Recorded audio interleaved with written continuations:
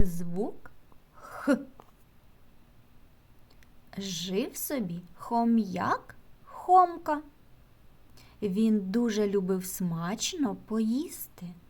Одного разу Хомка забрався в кімнату, де було багато корму. Він довго їв, а коли настав час повертатися, вирішив із собою трохи прихопити. Сумки у Хомки не було, тому він і поклав свій корм за обидві щоки.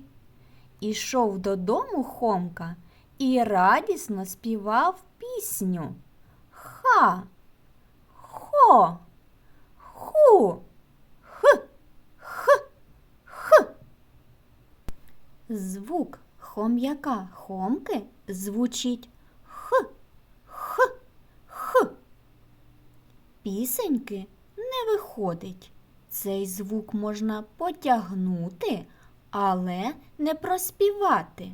Звук хом'яка Хомки можна почути і вимовити.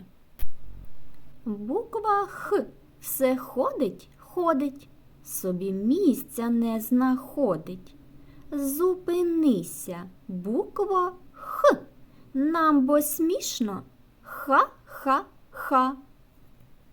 Малята, пропоную вам знайти звук Х серед інших звуків.